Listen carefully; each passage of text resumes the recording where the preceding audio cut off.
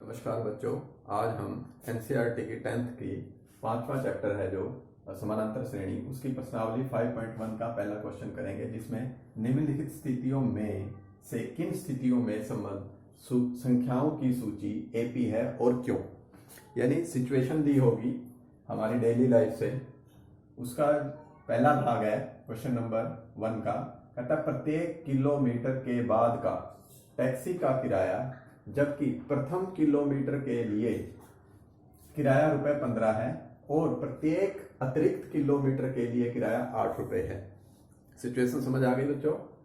देखिए, जब हम टैक्सी में बैठते हैं और अगर हमें सिर्फ 1 किलोमीटर जाना है तो टैक्सी वाला बोलता है कि जी ₹15 लगेंगे, और उसके बाद हर 1 किलोमीटर के ₹8 उस किराए में जुड़ते चले जाएंगे, यानी पहले किलोमीटर के लिए ₹15 ही रहेगा। अब इस सिचुएशन से अगर हम एक क्रम बनाए, संख्याओं की एक सूची लिखें, तो हमें ज्ञात करना है कि वो एपी बनेगी या नहीं बनेगी। चलिए आओ देखते हैं, इसको सूची बनाते हैं पहले, फिर परिभाषा के अनुसार हम देख लेंगे कि एपी है कि नहीं है, अगर है तो क्यों, नहीं है तो क्यों नहीं।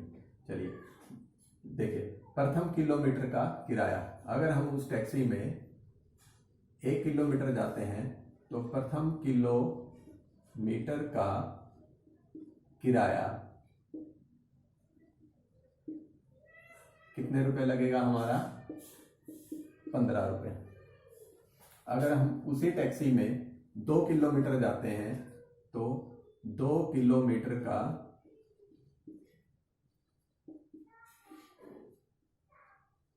किराया कितने रुपए लगेगा? 15 पहले के लिए लगेगा और दूसरे किलोमीटर के लिए अतिरिक्त, क्योंकि 1 किलोमीटर और चले हैं, वो ₹8 और लगेगा। तो 15 + 8 यानी ₹23। इसी तरह से 1 किलोमीटर और आगे जाए, यानी कुल 3 किलोमीटर जाए उसी टैक्सी में, तो कितना किराया लगेगा उसके हिसाब से, यानी 3 किलोमीटर का किराया कितना हो जाएगा बच्चों? 23। तो ये 2 किलोमीटर का लगा ही, 1 किलोमीटर अगले यानी तीसरे किलोमीटर के लिए 8 और जुड़ जाएंगे, तो टोटल होगा ये ₹31। अगर इसी टैक्सी में हम 4 किलोमीटर जाएं तो हमारा कितना किराया लगेगा? ₹31 तो लगना ही था 3 किलोमीटर का। 1 किलोमीटर के लिए, अगले किलोमीटर के लिए ₹8 और लगा, ये ₹39 किराया लगा।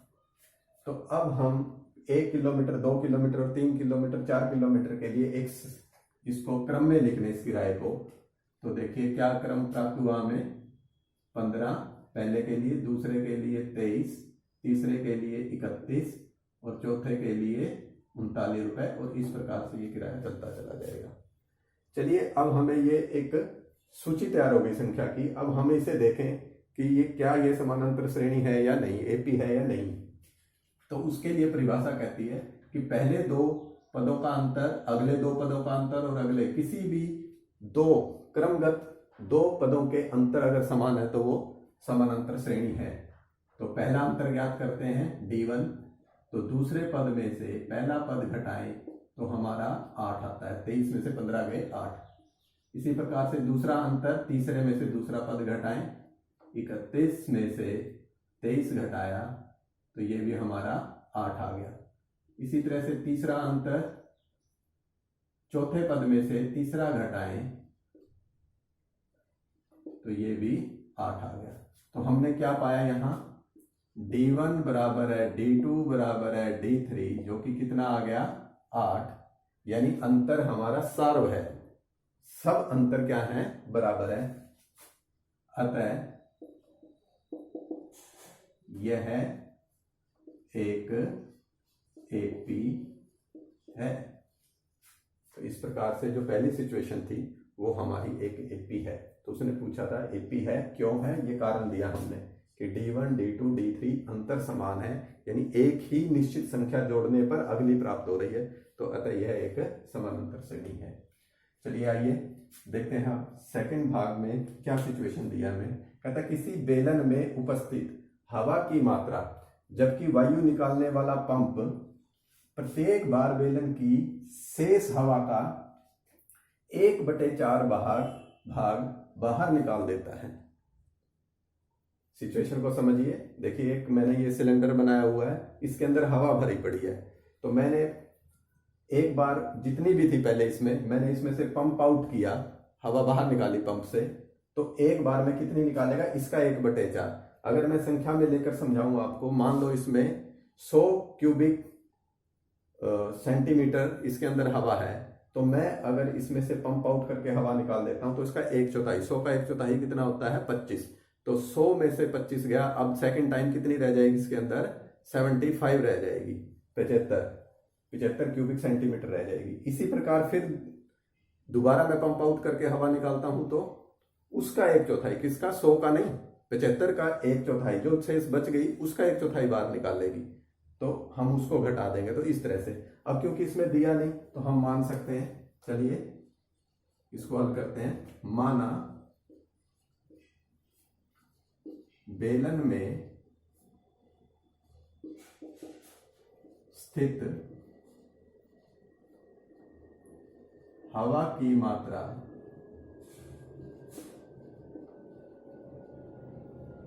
कितनी ले ली हमने, x यूनिट ले ली। इसके अंदर x यूनिट थी स्टार्टिंग में, इस पूरे सिलेंडर के अंदर। अब क्या हुआ, अब इसमें हम लिख लेते हैं कि पहली स्थिति में कितनी थी, फिर दूसरी में, फिर तीसरी स्थिति में। तो हमें एक उसके अंदर जो शेष हवा रह जाएगी वो मात्राएं हमें लिखनी है और उसकी एक सूची तैयार करनी है। फिर हम उसे देखेंगे कि क्या वो एपी है या नहीं है। तो पहली स्थिति में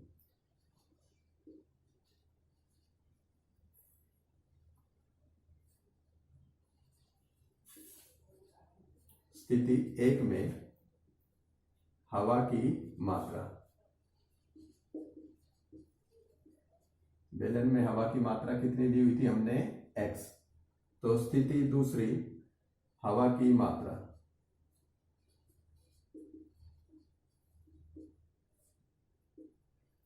x इसमें थी, रह कितनी जाएगी, उसमें से जितनी निकाल दी गई हमने पंप करके बाहर, कितनी निकाल दी, जितनी थी उसका 1/4। तो x का 1/4, जो कि क्या होगा, x का मतलब क्या होता है, गुणा, यानी x गुणा में 1/4। तो x में से x/4 घटाएंगे, लघुत्तम लेंगे 4, तो 4 की x से गुणा 4x, 4x में से एक x गया, दैट इज 3x/4। तो दूसरी बार इस अंदर जब हमने इसमें से एक बार में 1/4x निकल गई, तो ये कितनी रह गई, यहां से यहां तक 3/4x इसमें हवा रह गई।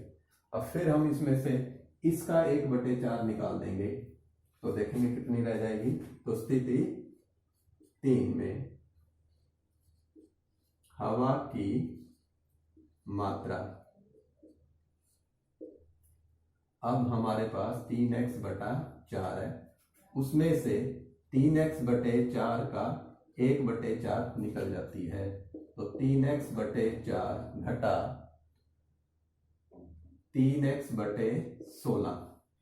तो 3x/4 में से 3x/16 घटाएंगे तो 16 ऐसे लघुत्तम लिया, 4 चौके 16, 4 तिये 12x, घटा में 16 एकम 16, 1 की 3x से गुना थी, तो 12x में से 3x गया, 9x/16 कितना बच गया। तो ये तो मैंने आपको करके दिखाया था कि कैसे लघुत्तम लेके, तो कितना बचा ये, 9/16x। तो चौथी स्थिति में हवा की मात्रा,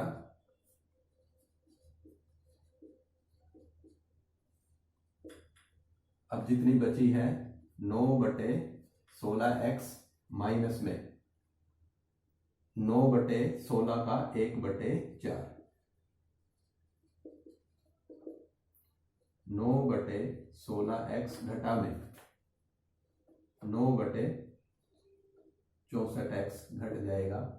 तो ये कितना बचेगा, देखिए हर बार जितनी भी पहले थी उसका 3/4 बच जाती है।